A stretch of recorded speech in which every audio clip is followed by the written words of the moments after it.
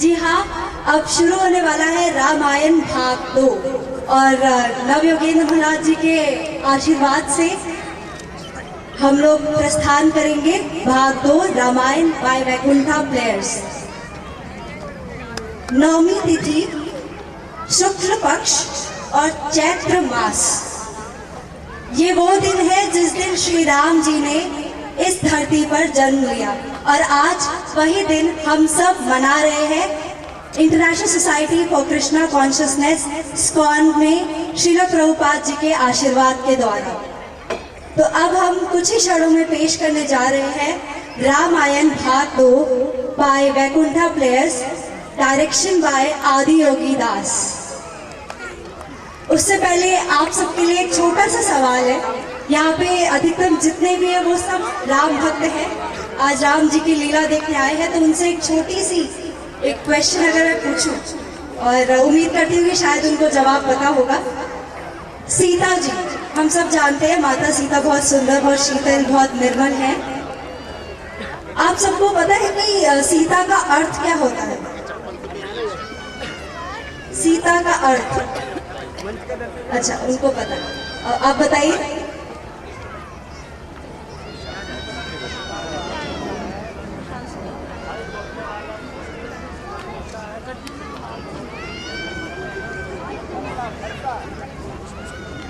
उसका अर्थ होता है, आपने थोड़ा सा आप सटीक आप जा सकते थे पर आप उतना बता नहीं पाए, पर धन्यवाद आपका। और किसी को नहीं पता है, किसी को भी ज्ञान नहीं है कि सीता का अर्थ क्या है? सीता का अर्थ है हल की लकीर। जब जनक जी जो है अपने जो यज्ञ के जो वो है जो हल जो भूमि होती है उसको खोद रहे थे, तो तभी वहां से सीता निकली, एक शिशु निकला, एक पुत्री निकली और उन्होंने उसका नाम सीता रखा क्योंकि वो हल की लकीर से निकली, स्वर्ण हल की लकीर से। तो आइए अब हम पेश करते हैं रामायण भाग 2 बाय वैकुंठा प्लेयर्स।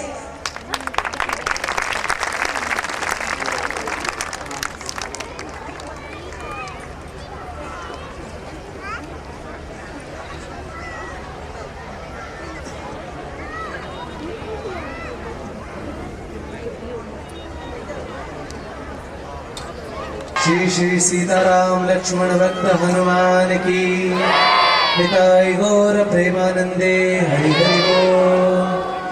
कल आपने रामायण का भाग 1 देखा जिसमें रावण को वरदान मिल जाता है, उसी से उसके अत्याचार शुरू होते हैं।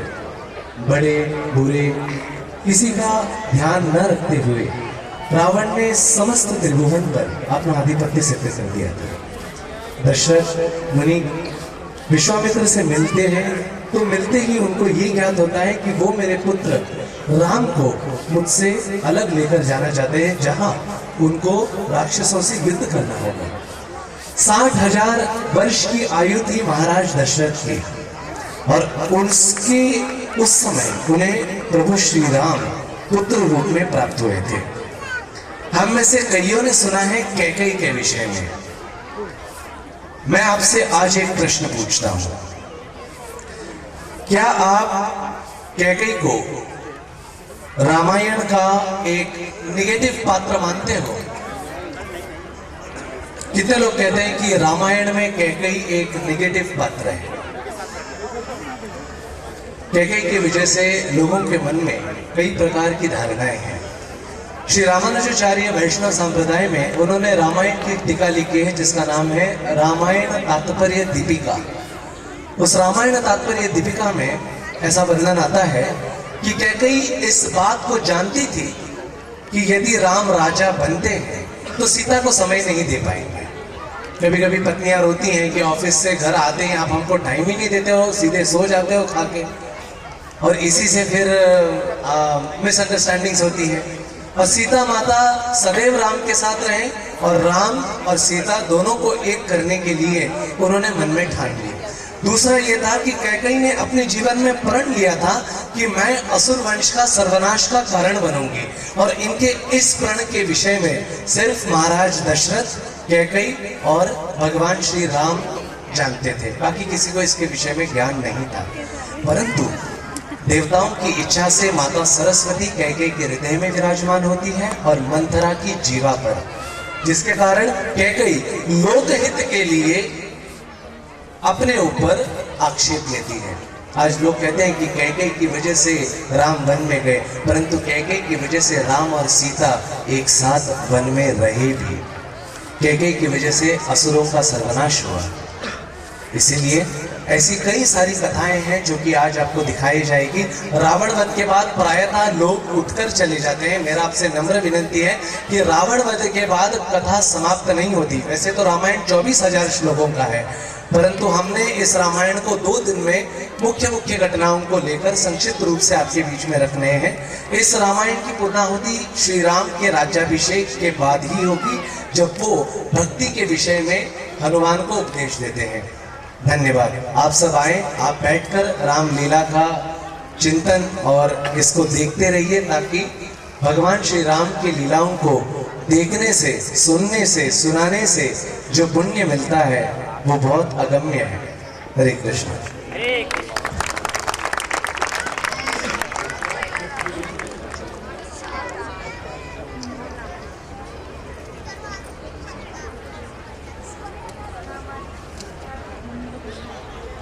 कल हम आपको यह विचार में सोचकर छोड़ गए थे कि आप सोचेंगे कि बुराई क्या अच्छाई के लिए होती है, क्या जो बुरा हो रहा है वो भलाई के लिए कहीं ना कहीं जरूरी है। तो आइए उसी का भाग देखते हैं। मंथरा जिस प्रकार कैकेयी को भड़काती है और उनको बताती है कि भरत राजा बनने लायक है और राम वनवास के लायक है, और उन्हें वह 3 वचन याद दिलाती है जो दशरथ ने कैकेयी को दिया था। तो आइए देखते हैं किस प्रकार मंथरा ने हथियार बनाया कैकेयी को।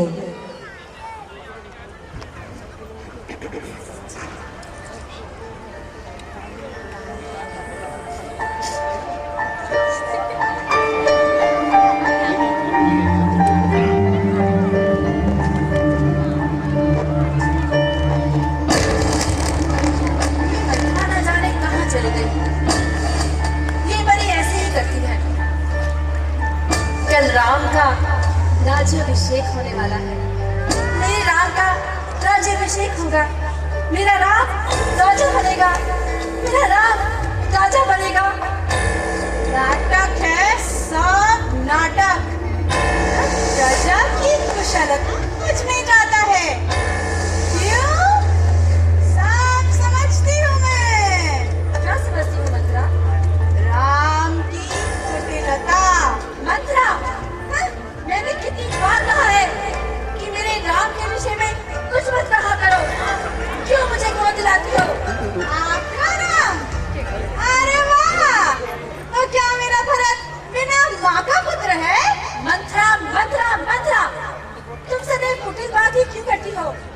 इस विश्व की तुम पहली स्त्री हो जो मेरे राम को कुटिल कहती है। और आप इस विश्व की अंतिम माता हैं, जो अपने पुत्र से अधिक अपनी सौत के पुत्र से प्रेम करती हैं। मेरी बात कान खोल के सुनिए महारानी। राम अयोध्या के राज सिंहासन के सपने देख रहा है। नहीं मंथरा, मेरा राम सत्य का उपासक है, सत्य की राह पर चलता है, सत्य बोलता है और सत्य का ही आचरण करता है। तो फिर वह ऐसे सपने क्यों देखेगा? अरे अरे अरे अरे, कैसी जीवा है आपकी जो राम की प्रशंसा करके नहीं थकती। मेरी बात मानिए महारानी, वह प्रजा के बीच उनकी कुशल पूछने नहीं, अपनी जय जयकार कराने हेतु जाता है। मेरा राम प्रजा के बीच में जाए अथवा न जाए, प्रजा तो उसकी जय जयकार करेगी ही। आपकी तो बुद्धि भ्रष्ट हो चुकी है। तभी आप अपने बेटे भरत का हित अनदेखा कर रही है। मेरी बात मानिए महारानी, राम महाराज दशरथ को यह दिखलाना चाहता है कि प्रजा उसे कितना चाहती है। हे भगवान, आप तो महारानी कैकई के भीतर माता का हृदय रखना ही भूल गए। मंत्रे, तुम कहना क्या चाहती हो? मेरी बात सुनिए महारानी।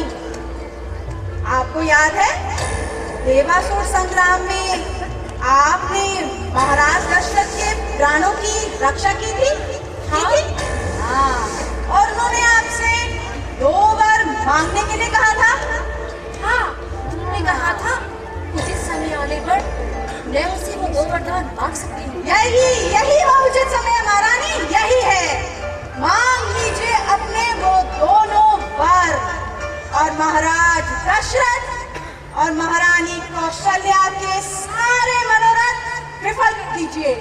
महाराज दशरथ और महारानी कौशल्या के सारे मनोरथ विफल कर दूं? वो कैसे मंत्रा? और मैं महाराज से क्या मांगूं? एक वक्त मांगो कि भरत अयोध्या का राजा बने और दूसरे वर में राम को 14 वर्ष का वनवास, ताकि जब 14 वर्ष बाद राम अयोध्या लौटे तो अयोध्या की किसी वस्तु पर उसका कोई अधिकार ना हो। तो एक बात ध्यान रखिएगा महारानी। वो क्या मंत्रा? कहीं महाराज आपकी बात अनसुनी ना कर दें। नहीं मंत्रा, महाराज रघुकुल के सूर्य है, वे कुल की परंपरा कभी नहीं तोड़ेंगे। वे मुझे दिए हुए वचन अवश्य पूर्ण करेंगे। परंतु फिर भी वर मांगने से पहले राम की सौगंध अवश्य ले लेना। हाँ मंत्रा, तुम इतनी दूर का विचार कर सकती हो, इसका तो मुझे ज्ञान ही नहीं था। मैं महाराज से वर तभी मांगूंगी जब वे राम की सौगंध खाएंगे। मेरे विरुद्ध इतना बड़ा षड्यंत्र हो रहा था, इसका तो मुझे आभास ही नहीं था।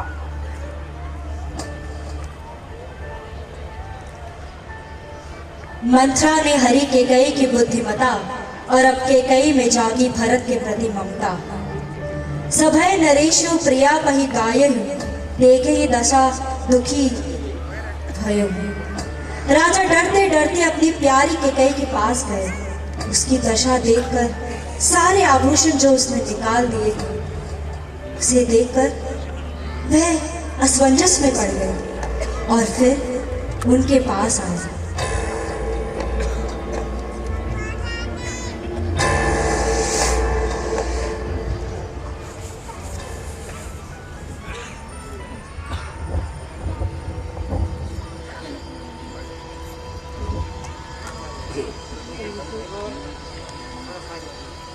महारानी, ये मैं क्या देख रहा हूँ?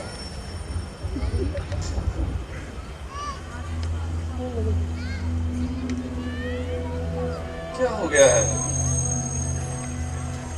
मेरी प्यारी केकई, जिसकी मुस्कान से दशरथ के भवन में फूल खिल जाते हैं, वो इस गोप भवन में जिसकी नथुनी की चमक दशरथ के जीवन में प्रकाश फैलाती है, वो इस अंधेरे में आप हमसे इतनी रुष्ट क्यों है महारानी? बंद कीजिए महाराज अपने प्रेम का ये ठोम, मुझे और छलने की चेष्टा बंद कीजिए महाराज। क्या हुआ? हमसे कुछ भूल हो गई? भूल? भूल तो छोटी होती है महाराज, अपराध कहिए अपराध। अपराध? कैसा अपराध?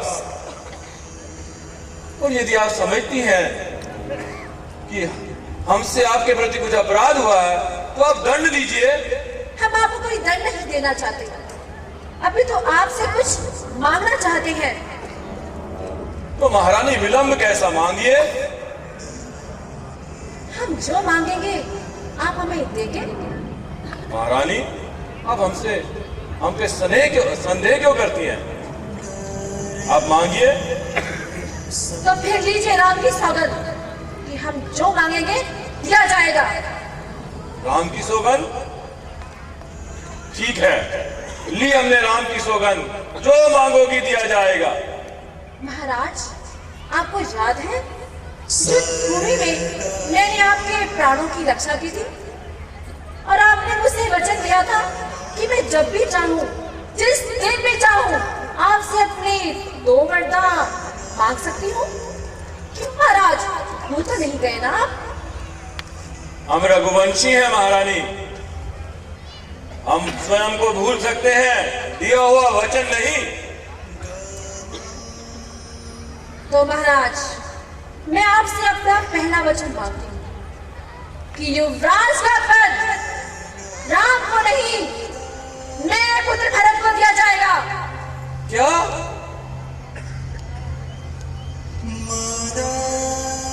किंतु महारानी, अभिषेक की तैयारियां पूर्ण हो चुकी हैं, और आप जानती हैं हमारा पुत्र राम जनता को सबसे अधिक प्रिय है, और वो सदा से आपको भी तो अधिक प्रिय रहा है। महारानी, वो अपनी माता से अधिक हमेशा आपको प्रेम करता है। जब उसको ये ज्ञात होगा कि उसकी छोटी माता के मन में इस तरह के विचार हैं, तो उसमें क्या बीतेगी महारानी? क्या हुआ अवधेश? अभी तो मैंने केवल अपना पहला वर मांगा है, दूसरा वर तो आपने अभी ही नहीं। तो सुनिए, दूसरे वर में मैं राम की जगह राम को 14 वर्ष का वनवास देती हूँ।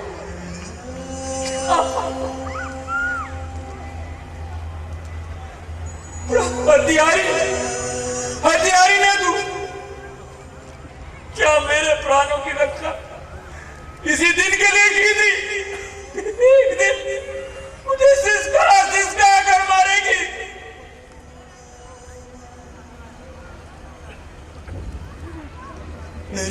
महारानी, आप इतनी निष्ठुर कैसे हो सकती हैं? आप जानती हैं राम मुझे कितना प्रिय है। अच्छा, तो क्या भरत आपको प्रिय नहीं है? क्या वे आपके पुत्र नहीं है? महारानी, आपके मन में ये विष किसने घोला? मत करो इसी तरह की बातें। मुझे मेरे 2 वरदान चाहिए बस। अयोध्या का राज्य मेरे पुत्र भरत को मिले, राम को नहीं, और राम को 14 वर्ष के लिए वनवास। ये कहीं तुम जानती हो तुम क्या मांग रही हो?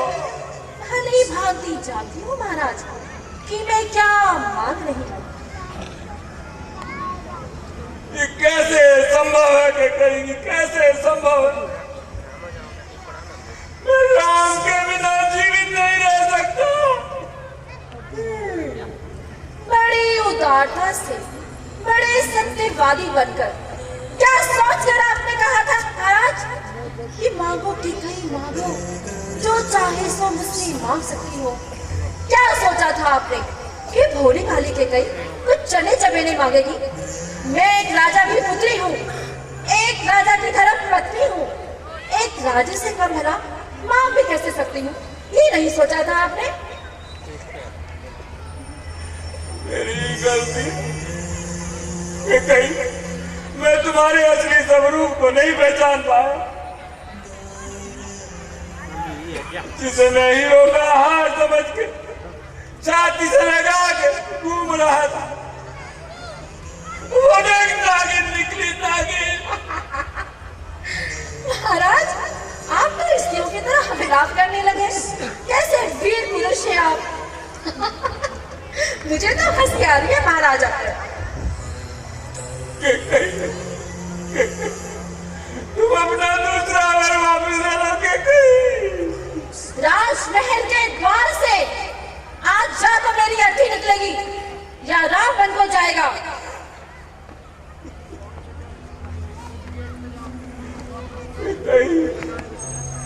मुझे कहीं का नहीं रखा क्या कहीं।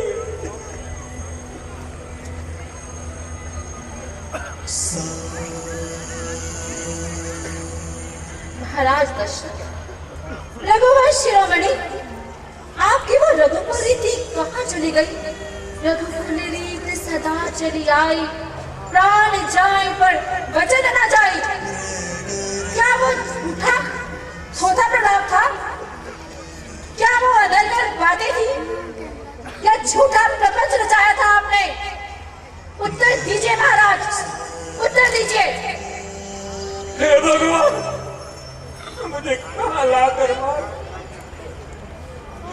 अब मैं ही वाली आवाज क्या मुझे कहूँगा। और अधिक प्रपंच मत कीजिए महाराज। धर्म हो या अधर्म, यश मिले या अपयश, मैं मेरे भरत की स्वागत खाकर कहती हूँ कि मैं राम को वन भेजने के सिवाय किसी और दूसरे वर से संतुष्ट नहीं हो सकती। तो फिर ये प्राण भी नहीं रहेंगे। मछली जल के बिना जीवित रह सकती है, ये संसार सूर्य के बिना जीवित रह सकता है, लेकिन दशरथ राम के बिना जीवित नहीं रह सकता। तो तोड़ दीजिए अपना वचन।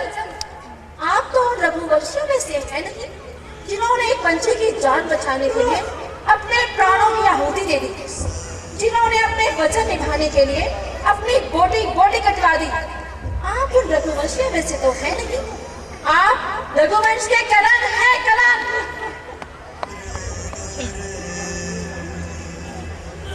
पिताश्री, संभालिए अपने आप को पिताश्री, संभालिए।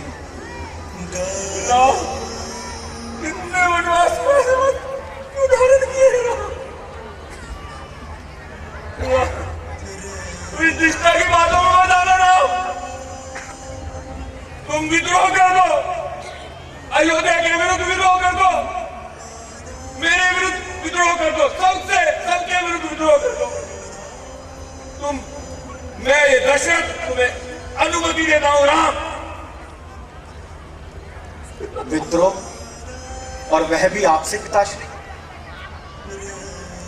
क्या किरण सूर्य से विद्रोह कर सकती है? क्या ताप अग्नि से विद्रोह कर सकता है?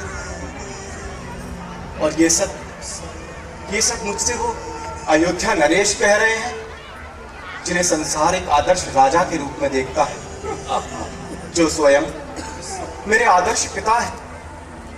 नहीं पिता महाराज, आपका ये राम इतना स्वार्थी नहीं कि राजपाट के लिए आपके दिए हुए वचनों को ना निभा सकेगा।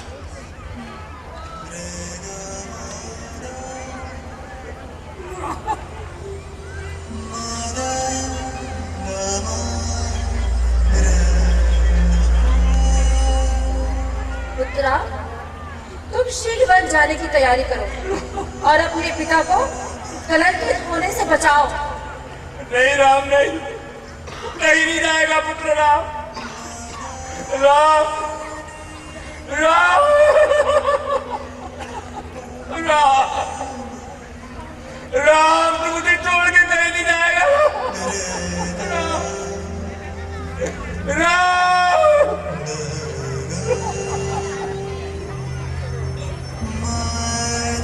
अरे कलंकिनी, मुझे मेरे राम से जुदा करने वाले, मैं आज ही इसी समय तुम्हारा परित्याग करता हूं। जन्म जन्मांतरों में मेरा तुम्हारा कोई संबंध नहीं रहेगा। चंडाली, तुम अपने आप को इसी समय, इसी क्षण विधवा समझो, विधवा।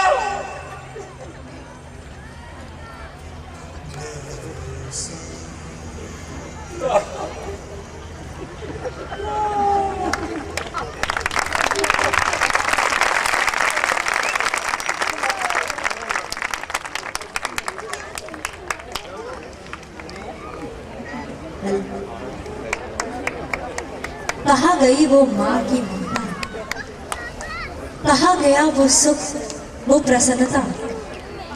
ये क्या हो गया के कहीं में? मंत्रा ने ऐसी चाल चली कि पूरे अयोध्या वासियों की दुर्दशा हो गई।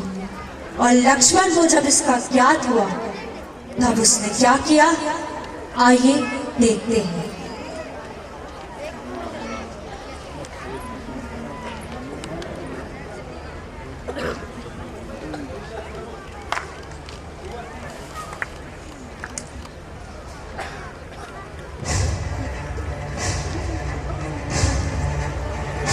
अरे लक्ष्मण, रुको तो सही, आज बड़ा शुभ दिन है।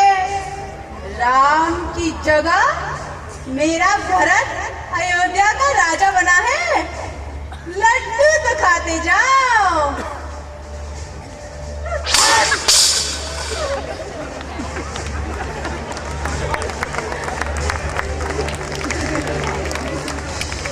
राधाश्री, सुना नहीं आपने कि क्या कह रही थी ये बुढ़िया?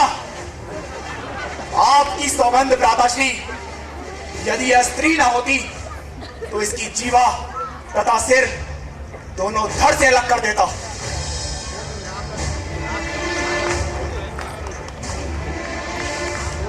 तुम अपनी राज्य मर्यादा को भूल रहे हो लक्ष्मण। तुम्हारा संयम तुम्हारा साथ छोड़ रहा है। मैंने अपने संयम को यम के पास भेज दिया है भ्राताश्री। आपके विरुद्ध षड्यंत्र रचा जा रहा है और मैं इसका भेदन ना करूं।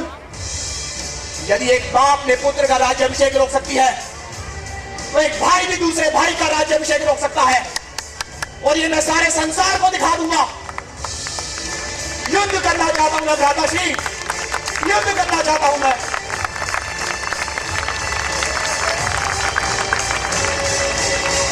युद्ध किससे लक्ष्मण? भरत से। माता और पुत्र ने मिलकर जो षड्यंत्र रचा है उसको मैं अपने वारों से छलनी कर दूंगा। आपको स्मरण है माताश्री, जब राज्य के उत्तरदायित्व का बंटवारा हुआ था तब पिताश्री ने अयोध्या की सुरक्षा का भार मुझ पर थोपा था, और आज मैं अपना वही उत्तरदायित्व निभाऊंगा। मुझे आज अयोध्या का रक्षण करना है माताश्री। राज सिंहासन तो दूर, मैं भरत को अयोध्या में पैर भी नहीं रखने दूंगा। लक्ष्मण तो मैं महाराज दशरथ और महारानी कैकेयी को भी मंत्री बनाऊंगा। आवेश में आकर तुम भूल रहे हो तुम क्या कह रहे हो लक्ष्मण। यहाँ कोई हमारा शत्रु नहीं, सब अपने हैं। सब अपने हैं? यहाँ सब अपने हैं? अपने नहीं भैया, यहाँ सब अपनों के देश में पराए हैं। इसलिए तो आपका राज्याभिषेक रोक दिया गया, किंतु अब मैं यह नहीं होने दूंगा। पिताश्री ने स्त्री मोहवश अनुचित कार्य किया है। बस लक्ष्मण, बस। अपने माता पिता के किसी भी कार्य को उचित तथा अनुचित की कसौटी पर कसना पुत्र धर्म के विरुद्ध है। माता ने वर मांगे, पिता ने अपना धर्म निभाया। मैं पूछता हूं कि संसार का ऐसा कौन सा सुख है जो पिताश्री ने हमें नहीं दिया, और आज ऐसे पिता को हमारे पास देने के लिए दुख के अतिरिक्त और कुछ भी नहीं। आज जीवन में पहली बार मैं अपने आप को सौभाग्यशाली समझ रहा हूं लक्ष्मण, क्योंकि मुझे पुत्र धर्म पालन करने का सुअवसर प्राप्त हुआ। सीते, ये क्या?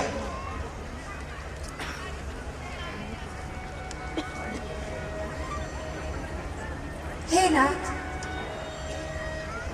एक पत्नी के लिए उसके पति के वियोग से बढ़कर इस संसार में दूसरा कोई और दुख नहीं होता।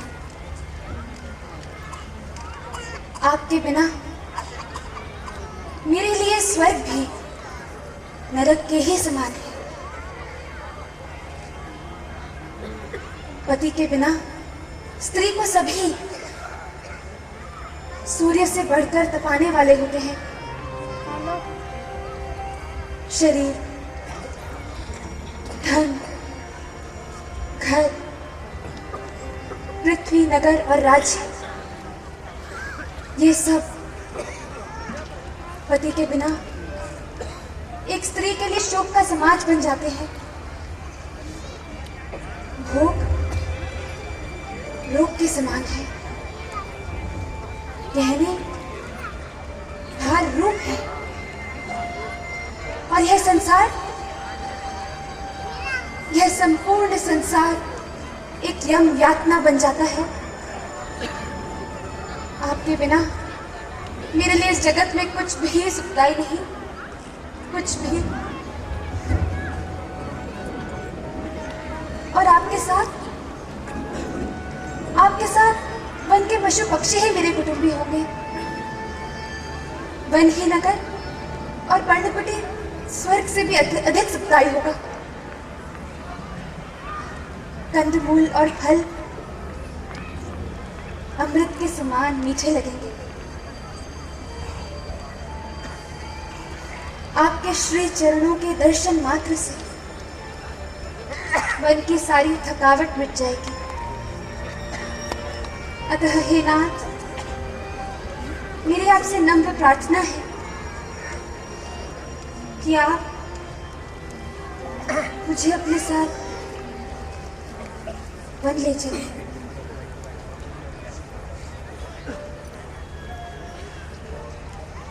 ठीक है सीते,